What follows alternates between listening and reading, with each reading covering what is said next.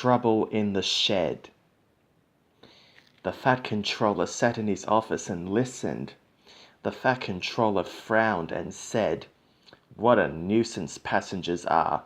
How could I work with all this noise?" The station master knocked and came in, looking worried. "There's trouble in the shed, sir.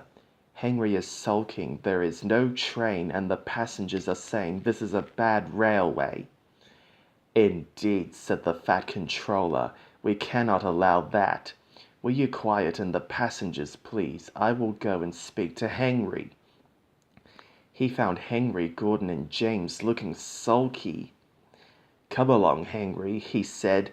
"It is time your train was ready." "Henry's not going," said Gordon rudely. "We won't shunt like common tank engines. We are important tender engines. You fetch our coaches and we will pull them. Tender engines don't shunt. And all free engines let off steam in a cheeky way." "Oh, indeed," said the Fat Controller severely. "We'll see about that. Engines on my railway do as they are told." He hurried away, climbed into his car, and drove to find Edward. "The yard has never been the same since Thomas left," he thought sadly. Edward was shunting. "Leave those trucks, please, Edward. I want you to push coaches for me in the yard."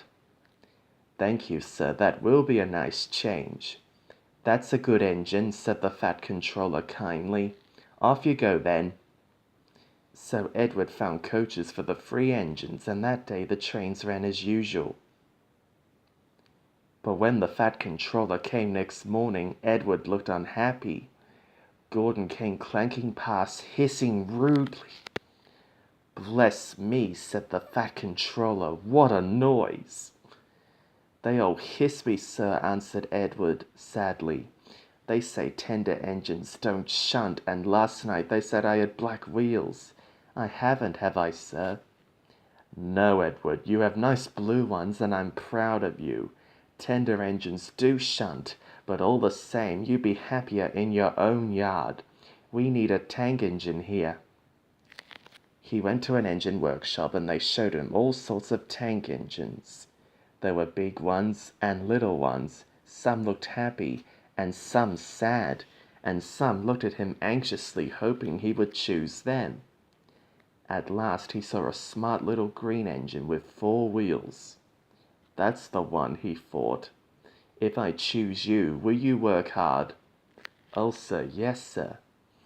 "That's a good engine. I'll call you Percy." "Yes, sir, thank you, sir," said Percy happily. So he bought Percy and drove him back to the yard.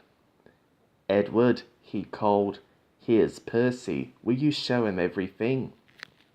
Percy soon learned what he had to do, and they had a happy afternoon. Once Henry came by hissing as usual. "Wheesh!" said Percy suddenly.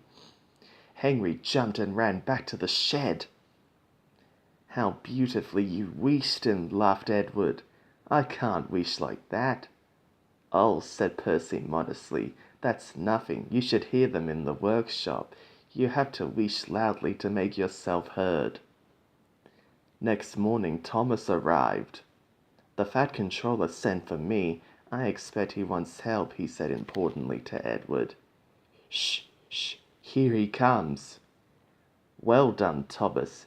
You've been quick. Listen, Henry, Gordon, and James are sulking. They say they won't shunt like common tank engines, so I have shut them up, and I want you both to run the line." "Common tank engines indeed," snorted Thomas. "We'll show them."